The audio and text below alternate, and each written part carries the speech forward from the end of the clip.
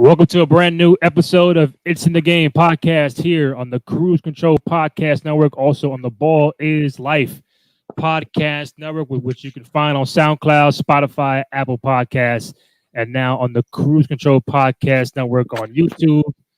I see we all supporting the Balls Life brand today with the shirts. Look at that. Look at that. Toon Squad in the building, Balls Life, Vancouver Grizzlies, Sam in the building. Danny Blanco, my man, how you doing? 2021 is upon us, and I feel great. I feel energized. It's a new year. It's new storylines. I'm happy to see you, and I'm happy to see Coach Sam. Coach Sam, how you doing? I'm doing great. I had to come on the track like Bane, the masked one. But I am happy to be here. I haven't seen you guys since a couple weeks. 20. Yeah, it's been a while. It's been a while. You can find Denny Blanco on Twitter at I am Denny Blanco. You can find Samara at Coach Sam _DSU. So, Sam, since you haven't been on in a while, I'm gonna start with you. I think a couple of weeks ago, and this is very important. A couple of weeks ago, we saw a San Antonio Spurs game where Greg Pop was coaching. He got kicked out, and then Becky Hammond became the coach for the remainder of the game. And I think that was the first time a woman was able to coach in the NBA. So correct, right? So now my thing is asking you, someone who's in the basketball world, what did that mean for you, and how long do you think we have to wait until we get a full-time women's head coach in the NBA? I will say we all knew she can coach. Like that hasn't been a question. She's got the stamp of approval. She led the summer league in 2015-16. But it's cool to see because no one ever saw it prime time. No one ever saw it that way.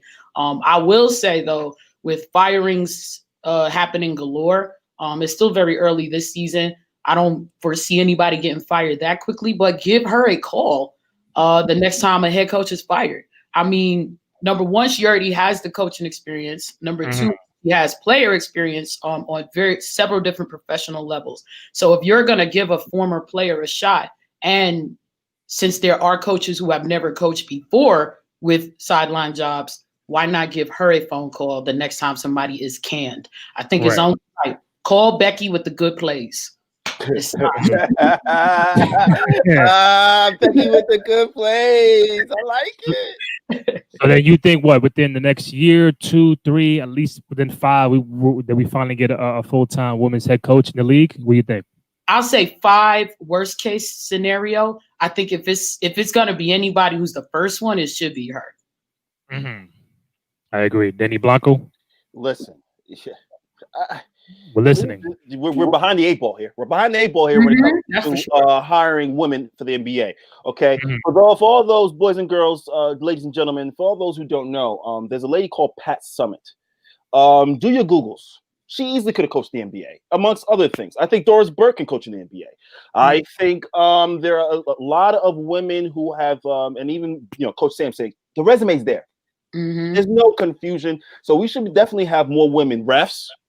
We should have more women coaches. We should have more women GMs. We should be having. So we're behind the 8 ball when it comes to the NBA. So I'm hoping the next 2 years, F5. I'm hoping the next 2 years we get more an influx. I mean, we consistently have women that are consistently part of refereeing crews at this point, if I'm not mistaken. I'm seeing a lot of it's either, if not 2, then you have the third being a woman, and I'm seeing a lot of that.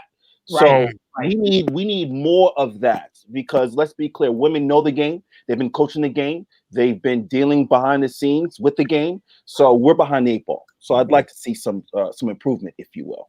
Right, and plus, I don't want it to come to a point where she has to wait till Greg Pop retires from San Antonio to get a job. Like if there's an opening somewhere else, and once she gets that interview, and 2 gets the job. So like Greg Pop is, if you're gonna learn from somebody, that's like the main guy to learn from. So she's under that wing, that tree, and if something does open up this year or next season, I think she should be in line. So I think it's good for the league. Yeah.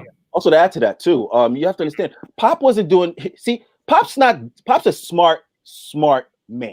I think Pop got kicked out on purpose. Well, I think so too. Oh, absolutely, absolutely. Listen, Pop's a smart man. The fact that he brought correct me if I'm wrong, Randy, Coach Sam, was not Pop the first to bring a woman on?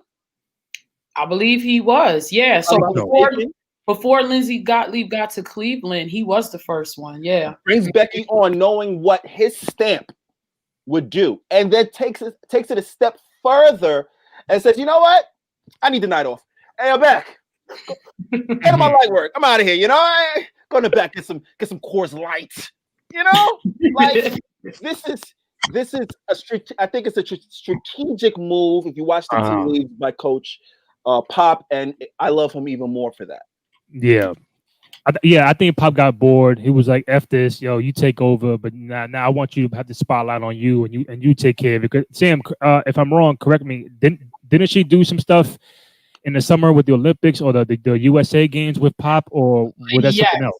Yes, no, you're correct on that. She did that too, and like I said, it's I think it's only right because she's built on top of more and more success, and then with other women.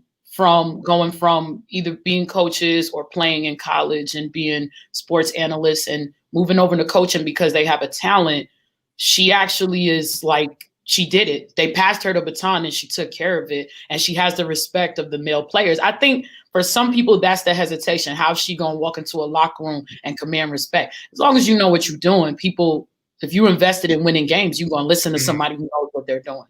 Coach Sam, I dare someone to challenge Dawn Staley. Right. I agree with you on that one too. Listen, remember, didn't Nancy Lieberman win a championship in the Big Three as well? So it's like people respect those who know what they're talking about, and I think that's what we need to stick to. Stop looking so much at the gender. Like, we good. Ain't nobody gonna go there shopping for a husband in the NBA. We there to win games and get bread. That's what it's about. If you're just joining us on Twitter, Randy Cruz, Coach Sam, Danny Blanco, follow us on Twitter. If you guys got a comment or question you want to throw at us, put it in the comment. Let us know before we wrap it up, like a half hour or so. So speaking of coaching, Danny Blanco, you're wearing that Brooklyn Net hat. I need you to tell me how you think your man Steve Nash has been doing as the coach for Brooklyn Nets. I think they're 500 or a game above 500, something like that. My Knicks are at 500. I think we have a better record than y'all. It's early. But tell me what you've been seeing from Steve Nash, what you like and what you don't like so far. Okay, from Steve Nash, what I like. Well, let me tell you something. I do not like the fact that I'm looking at my Twitter feed at the moment in time the other day, and I see that they, I'm saying, well, Kyrie's not playing. Okay, Kyrie's not playing, and we've seen Kyrie take some, days off, which is not unusual. But this particular moment, he takes, apparently he's unable to be called. Sean Marks is calling him. They can't find him. The general manager. Steve Nash is calling him. Can't find him. They reach out to KD, say, have you seen Kyrie? KD's like, man, we're about to play. Let me reach out to Kyrie. What you doing, Kyrie? He said, it's Kevin. All right, let me pick up the phone. Hey, okay. I ain't doing it, baby. I ain't doing it today, baby. I ain't doing it today, baby. That's how it went. That's how the phone call went. I ain't doing it today, baby. You can do your thing tonight, but I ain't doing it, baby. I talk to you. All right, click. I don't know how this is going to work going forward. Maybe this is the one-off because Kyrie saw what was happening in Washington, and Kyrie said, I don't need to explain nothing. I'm just not playing. Yeah, it's been 3 games now. It's been 3 games, I think. 3 games. Since they've been in Washington, he has not picked up a ball. So maybe that has a direct correlation. He's like, well, I'm not going to explain why I'm not pick up the ball. You guys see what's going on. If you can't put 2 and 2 together, I'm not going to talk about it. So in conclusion, do I see Steve Nash having a problem down the line with this? Probably not. I see Steve Nash being the ultimate coach player. He's giving them the leash that they want. Mm-hmm. He is the reason why he is there.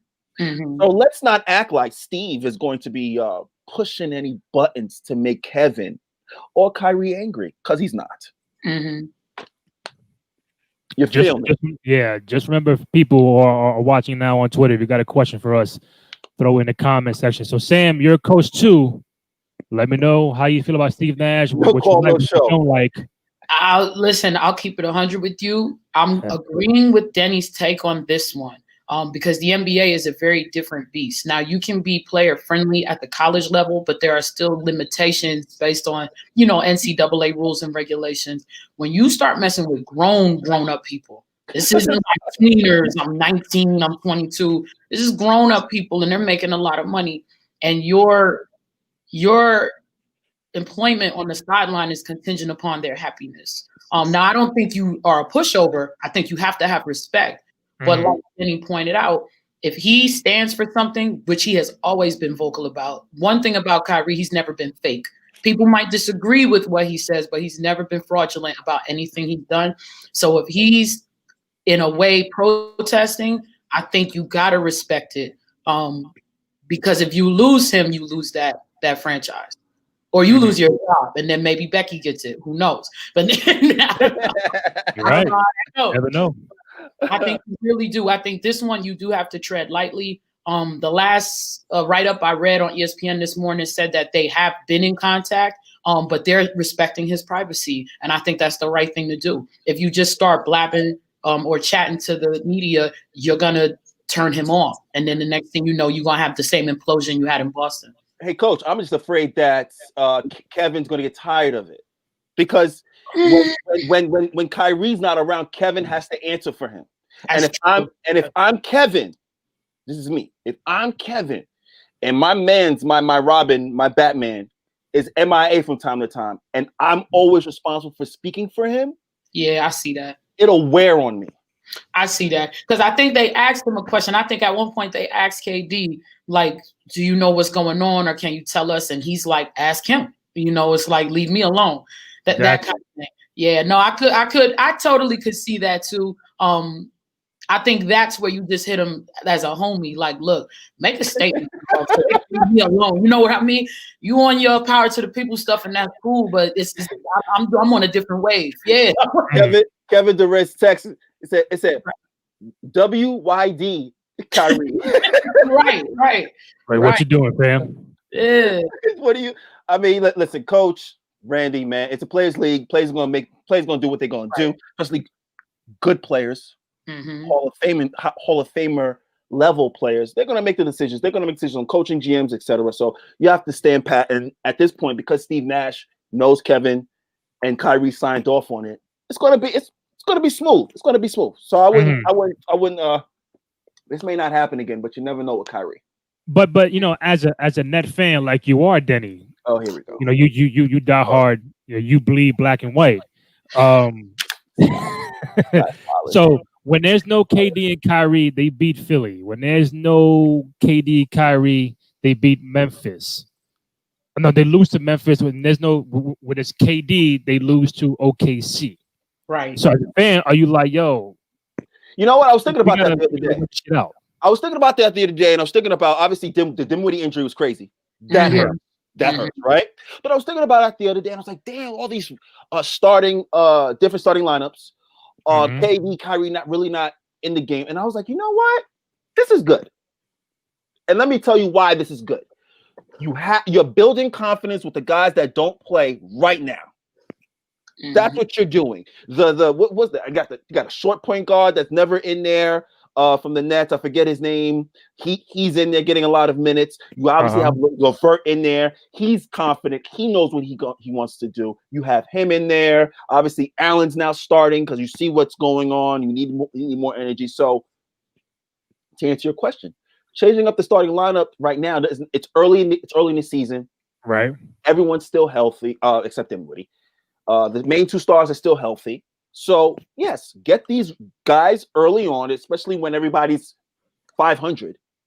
Get these guys some early reps against some superstars. Get them confident. So come playoff time, right? Instead of it being a 6-man rotation, maybe it's a 10. Maybe it's an 11. Yes, because they're there for insurance. Like the one thing we all know is the Nets were making the playoffs. They weren't having difficulty doing that. It was advancing is what they were having difficulty. I thought times they could have beaten the Sixers or even not Milwaukee. I think Milwaukee was a little bit better. And Toronto with Kawhi. But Toronto without Kawhi, they absolutely could have beaten. The Celtics hit or miss. I'm not sure. But it's like, so Kyrie and KD are there to advance, to go to the finals. That's what they're there for. So like Denny's saying, I'm sorry, I'm showing a lot of love to Denny today. I'm speaking truth, baby. He's right about this one. The one thing he does know is the Brooklyn Nets. So he's right about that. Jesus. Yo, you know what? This slander, that's on God. This slander. No. I'm not. Hey, listen. My headphones coming out. I got KD and Kyrie, my NBA Jam shirt. I got it. Trust me. I'm down with the Brooklyn Nets. I want to see them. I wanted to see Harden there. I don't know how it would have played out, but I actually did want to see Harden there too. Yeah, but now with no deal with it, then you forget about that. So yes, I know, because he was the piece. He was a cog. Yep. That I think Harden is there through. I think Harden's there through the next 2 years. I don't think they're trading him. Okay. Oh, Houston. Yeah, I don't think they're trading him because they're literally playing chicken with him, and they're saying, okay, you want to leave? Okay, like we have a team here. We have John Wall, we have DeMarcus Cousins, we have this young little rookie who for the last 7 games has dropped 20. I think his name is Woods. Mm-hmm. He looks very, very good. Dropped 20 points each in his games. I mean, they have pieces. Harden, I don't know if Harden realizes this, but they have pieces. So when it comes to the Houston Rockets trading him, he's going to be stuck there for a period of time. Trust me. The Nets are fine. I think to Denny's point, the fact that now when there's a game with no KD and there's a game with no Kyrie, the fact that a guy like LeVert can now have like all free will to do what he wants. So he 30, 20. I think so. Recently, yeah. He damn sure did. Yep. The guy's a player. So I mean, if you can imagine that starting 5, if healthy, if altogether, Kyrie, Harris, LeVert, Durant, and Young. I like that, baby. And Jared Allen too. He's actually contributing a lot. Jared Allen at the 5. Yeah, I like Jared Allen at the 5. Kevin at the 4. You got LeVert at the 3. You got Joe Harris at 2, and Kyrie at the 1. I like that, baby. That's a nice team. It is. I do too. I'm not gonna lie. It looks sexy. Just now, Westbrook out a week, quad injury. You know why Westbrook's? He's taking a week off to reevaluate why Bradley Beal dropped 60 points. On him. Yo, Bradley Beal. Listen. Sidebar. If there's players that need to get out of where they are right now, Bradley Beal. Yes. Out of Washington. Blake Griffin needs to get out of Detroit. Yes. No, let Blake stay there. He made that decision.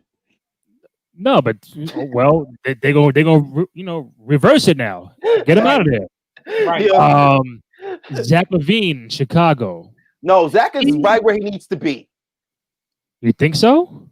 Yes, he's. I mean, don't get me wrong. I think that team is. They have a Kobe White. Listen, they're developing. Marketing. They're developing. It's not like he's going to get the most shots there to even be a better player going forward. So I for him, no. Bradley Beal has run his course. And now, for you to have a teammate give you 60, and you can't find a way to win a game.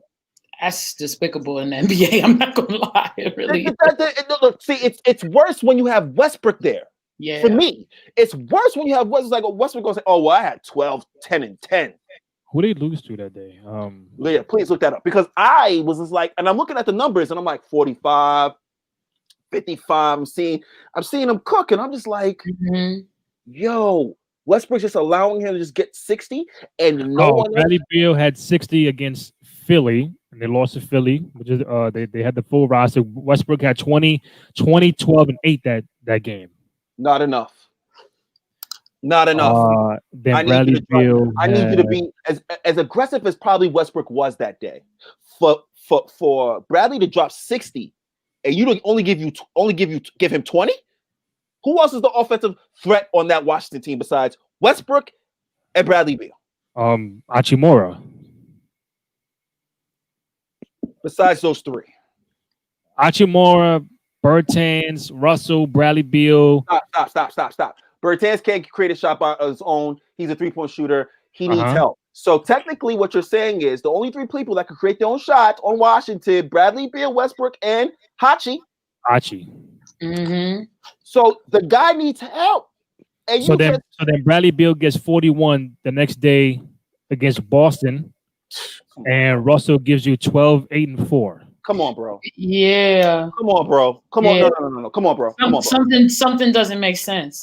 Come on, bro. No, you can't call yourself.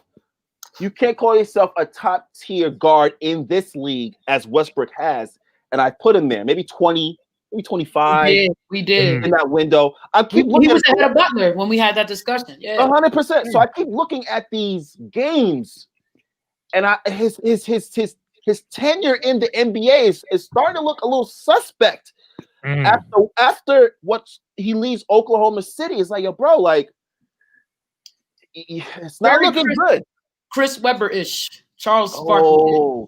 I don't even put Charles Barkley because at least Charles Barkley took a team by himself, and obviously with great players. So I think Chris Webber is more Chris Webber-ish. Like you bounce around, your numbers look nice, but you don't ever really accomplish anything anywhere you're at. Yeah, I mean, you're Blake Griffin-ish. Blake Griffin-ish, like, yo, what's happening? But bro, like, you're not carrying nobody. So I'm just sitting back, like, looking at Bradley, like, what would Bradley look like on Milwaukee? Ooh. What would Bradley look like on Toronto? That'll be nice. That'll be the piece they're missing, but he can't go there. Yeah, small forward too. Yeah. You know what I'm saying? What would he look like? What would he look like on the New York Knicks? We ain't got shit for him. I don't think so. Listen, I'm saying, like, for those teams that have assets, I'm like, damn, like, only teams that had Houston. You know what I mean? Houston has the assets. Maybe who else is out there? Maybe Sacramento, maybe. But you know, all these other teams are pretty much standing pat. They like the teams the way they're constructed, et cetera, et cetera. Yes. You and know, that position, they got guys that really are giving it up and they handling business. Yeah. Yeah. So Bradley may be stuck in purgatory for another year or two, dropping 60 and losing. The New York take I like. I like when New York basketball is good. That's when you know the NBA is good across the board. Give up Obi Toppin. Yeah. Give up Obi Toppin. You gonna tell my guy he played 4 games? It's too early, Denny. It's too early. Come on. Give up Obi and his haircut. I'll give you Frank Ntilikina, Kevin Knox. He can go. Knox can go too, because Knox is one-dimensional. Yeah, it's gonna be like 5 players. If you're smart, a draft pick or 2. Yeah, if you're smart, if you're Washington, you ask for at least 3 players back and maybe 2 draft picks. Draft picks, yeah. You get a haul for a guy who's dropping 60. You get a haul for a guy like that. But all praises due to Bradley Beal. I pray that you get out that situation. Yeah. Yo, imagine Bradley Beal like on the Warriors. No, I can't. No, it is. Well, look at what Oubre. Look at what the Warriors are doing for Oubre. Listen, Oubre is a scientific experiment. And what I mean by that is, can you be in a system and automatically be a great shooter? Because Oubre by himself is not a great shooter. Correct. Okay, and boys and girls, what I mean by great shooter is, so just in case you don't know the definition of great shooter is, shot. You challenge him, he's going to hit an open jump shot. So we spoke about this before in the past. There's only a handful of shooters in the league. Your Kyle Korvers, your Stephs, your Clays, and I'm sure you guys can fill them out as we go. You know who they are on the different teams. You only got a handful of shooters. Bradley Beal's one of them. When it comes to Oubre shooting like 29% from that isn't good. They're masked. The team is made up as mass. He does have to improve. He's not a shooter. Like him and Westbrook going to Houston, realizing I gotta stop taking threes and go to the mid range. That's what Oubre needs to start doing. Forget the 3, bro. You're not a 3-point shooter. Step in, pump fake. I mean, they're leaving you open. Somebody wants to pump fake, take 2 dribbles, pull up. You have to learn a pull up game because this 3-point shooting for you. No, you see Draymond don't shoot 3s. No. Draymond's sit back and be like, oh, I'm in the 3-point line. You take 3 dribbles in.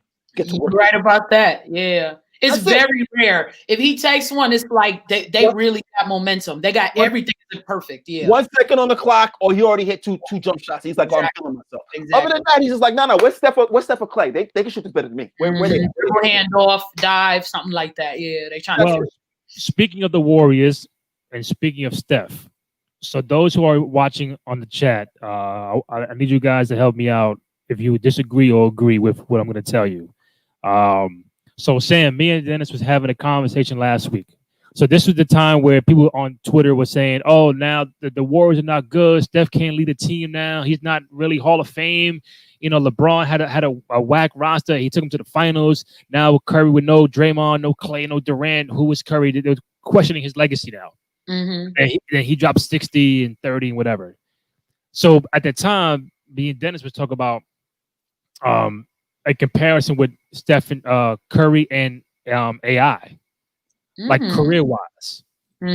So the question was, would you take Curry or Iverson? Just like in generic. Right. He said, "I'll take AI." That's a dope question. I think I'm going Iverson too, because and there's no wrong answer. Curry had the slower start, and I think Iverson was more impactful earlier. Now, granted, for those who waited, Curry panned out, but in the modern NBA, you need that microwave guy, and Iverson answered the call. He answers the call because he was ready for this type of game. He was ready for isolation play. He was competitive enough to go against superstars. Curry took it's not way too long, but I'm a basketball fan. So if I'm watching you and I recruit you, it's like I don't really have 6 years. I'm impatient in that way. So I think I'm taking AI. I'm not mad at Curry though. Curry doesn't make my Mount Rushmore, but he's a hell of a superstar. I don't front on him at all. I don't front on him. Yeah. So what are the three main, before I get to Dennis, the three main reasons why you can pick AI over Curry, and the three main reasons why someone would take Curry over AI? AI's versatility.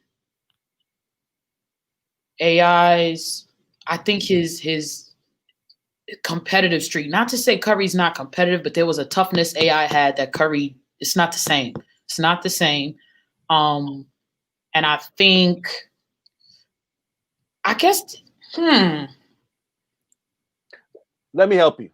Let me help you. See, I picked AI over Curry strictly because of these little things. Okay, number one, Curry played at Davidson.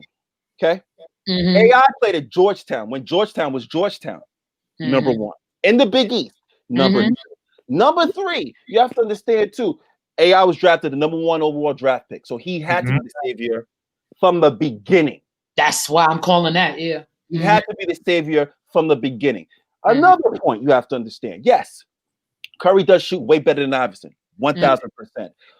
But Iverson, people really don't understand. Iverson was did a lot of gambling, but he played great defense. Yes, he did. He did. Which Steph doesn't. It's average. But that's my third point. Yeah, he's average. He's average defender. But AI, he played D. He jumped in the passing lanes. He made you change your shot. He made you, what I'm saying. And then also too, AI was one of the quickest guards the NBA has ever seen. AI took charges in the NBA in the 90s. In the 90s. So that's very, very different. Yeah, exactly. Yeah, so by a smidgen. And again, the argument was best guard under 6 foot. And my thing was, obviously people don't remember Tiny Nate and back then. But for me, after Tiny Nate, then Isaiah Thomas, I was like, Isaiah Thomas is the truth. Then I saw Iverson, and then I saw Curry. But if you take those 4, I'm picking Iverson. Yeah. For Curry, my number 1 would be his ability to play with other people. Like he blends into a team better than AI would. Sure. He does. It was very difficult to be Iverson's teammate. That's one thing that we know. People love you, but the shit you had to deal with him was very tough. And at least with Curry, you know what you're getting every day. Hey, man. Yeah. I blame the GM, man. Iverson just play, bro. Iverson plays. He doesn't pick the teams. He doesn't pick the team. He doesn't pick the groceries. Iverson just plays. So when folks is like, "Oh, Iverson will drop," Iverson shooting 50 times. I said, so you want to give 20 shots to Dikembe? You want to give 20 shots to Matt Geiger? Right. Wait. You want to give 20 shots to George Lynch? Or Tyrone Hill, right. Oh boy, yo, that team AI took to the finals, man. I know we talk about that LeBron team in 07 with the Cavs, but that Philly team was ball headed. There was not a lot going on. And what was my man, the big man with the bad feet? Geiger? You about Geiger? Who? Tom McCullough? McCullough? Yeah, no, Ratliff was on. So he had red hair. McCullough? Yeah. He had because he was a key piece and he could never play because his feet were bad. Remember, he was missing game after game. He could never play 2 games in a row, and that kills you when you expecting a rebounder and a post defender and you don't have him. Sam, he wasn't hurt. What was happening was Shaq was putting him through the ringer. That's a fact too. That's a fact. Shaq was putting him through the ringer, and he's like, you know what? Dikembe, y'all good. Matt Geiger, y'all good.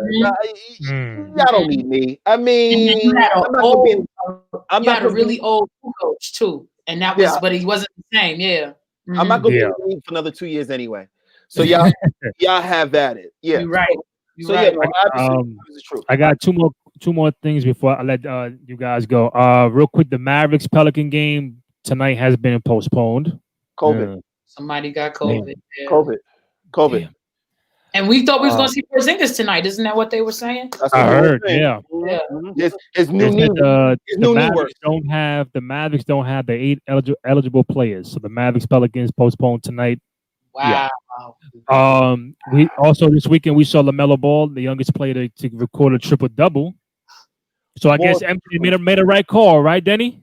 Boy's the truth. Let me tell you something. This boy is, I told you before the draft, I said, yo, bro, this boy, don't get angry at me, people, but I do know basketball. But let me just talk about the tangibles. Magic Johnson-esque. Yeah. And what I mean by that is his vision and the way the ball comes to you. Again, people have to understand, a pass isn't just a pass. There's a bounce pass that comes to you. And then there's a bounce pass that leads you to a layup where you don't have to do anything but just catch it and go. You know what I'm saying? An alley-oop that's behind you that you got to reach back, come down, and then or an alley-oop that's next to the rim. All you got to do is catch it and go like this. Right. This is what Melo is doing to those. Have you seen Hayward play like that ever in Boston? No, he got him looking good. Come on, man. That's the beauty of playing with a playmaker. I mean, it's remember a few years ago when Braun was saying that, was he still in Miami? Was it in Cleveland? And the media kept trying to kill him. Like, why do you keep saying you need a playmaker? Because it matters. It makes the game easier for everyone. It does. And it makes people who are mediocre look great. It does. Every time. Please. No, you're right. Melo checks the boxes. Like, of course he has deficiencies. Every rookie does. But what he is doing is staying within himself, not trying to do too much. And the family got it right with the third child. You know what I'm saying? The oldest brother, he got the vision, but no offense, no real other offensive game. The middle brother got an offensive game, but he crazy. Now the youngest brother, you've corrected everything with the youngest brother, and he's getting it right. I'm happy to see that. Right now you're taking LaMelo over Lonzo. I would. I would for the long term. I ain't gonna lie. I would. It's a question, bro. I'm asking a question. Yeah. And that's not even I would. Plus, he already had pro experience. He did the right thing. He skipped college. He went, got himself a team. He was the star on the team, so you already know he can do that. And he played his cards right. They did. Yo, you got video of this boy looking like he's 12. You got video of this boy looking like he's 12 years old, braces on his mouth. They're talking about, where's your confidence come from? He said, nobody can guard me. And it was like, people in the back was like, oh, he said, put the camera on him. Yeah, I took his soul yesterday. Put the camera on him. I took his ankles yesterday. I put the camera on him. Him? He don't want no problem. I saw that video. I said, yep, that's what good fathering, mentorship. That's what a good person in a molding. That's what molding does to you. Gives you the confidence at that young age to know that you're good, you're valuable, and you're going to be somebody. And I loved it. And this is where Michael Jordan is sitting back with his big ass cigar, chilling, saying this may be all right. And then look, let's get it twisted again, because he's surrounded, right? Rozier, Haywood. Then you had what was Washington? Yeah, you got Bridges. You got Bridges. You got Devontae Graham. Graham. Is it by mistake that they have solid, besides Melo, obviously, but you have solid college players? Solid players that have been in college, that have established themselves as players in the league. Don't you realize Jordan? But then obviously Jordan saw ball and was like, I have to take it because he is a facilitator that we haven't had since inception. And Bridges too, and he realized with that pick, he makes no different than your Steve Nash's, your Magic Johnsons, your Gary Paytons, your John Stocktons. You get the right guard on your team. The dude that's missing may start hitting. The dude that's not rebounding will start rebounding. The people that aren't running to get to open spots will start running because they know as soon as they turn, that ball's gonna be on their hip. Bang! For pull up. Right. It's different, bro. He's different. Ball. Man. So two more things. How long does Charlotte wait to start LaMelo, or do you think they should keep him coming off the bench? I was wondering, bro, start him. Start him now. Start him now. So you can wait. You could. It won't hurt them. Either one won't hurt them. I would wait. I would wait a little bit. We didn't start the fire. What I'm saying that is, you got to put him in the fire, baby. You got to put him in the fire so he can know what it is early. Get him out there. What are we waiting for? We're waiting for someone else to develop? I think you don't want anybody to figure you out too fast. Exactly. Exactly. That's part of it too. I feel you. Part of being a great, and we all know this because we know basketball. Part of the game is deception, making people think something that's not really there, that kind of thing. So it's like if people figure you out too early. You say this. I'm about to bounce, but you say deception. You say deception, which is a funny statement. You say, right? You say deception, right? What was Portland? What was Golden State trying to deception that they were using when Curry was dropping 62? Like it looked like the same gameplay every single time. Yo, real quick before you go, the final question. Going back to Curry and AI real quick. So AI went to the finals, lost to Shaq and Kobe. Is there a Stephen Curry championship team that can compete with that 0-1 Lakers team? Fuck no. 0-1? I'm asking. So they won in 15, they won in 17 and 18, twice with Durant. You said 0-1. No, give me the Durant team. You said 0-1, right? I want the 0-1 Lakers against whatever Warriors team you pick. Let's pick the full strength Warriors with Durant. All right, the one where he won the MVP. 17.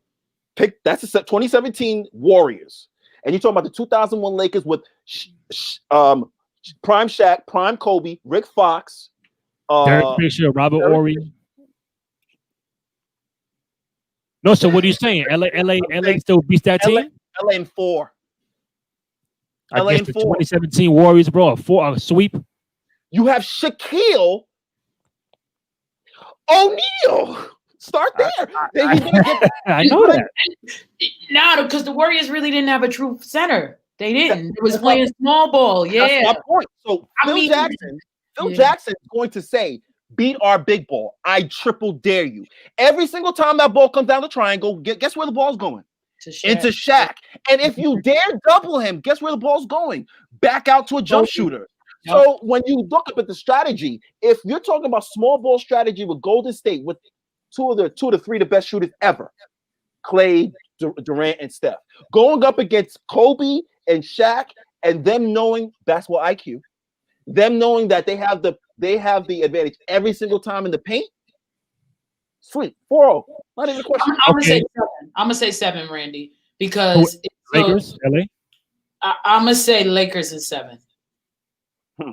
See, Denny, that's more likely. A sweep. Come on. You know what? I'm giving too much respect. No, that Warriors team was shooting at a very high clip. So I'm gonna say 7 because I don't see them doing what happened to the Rockets, going 1 for 28 from 3 or anything like that. Follow me.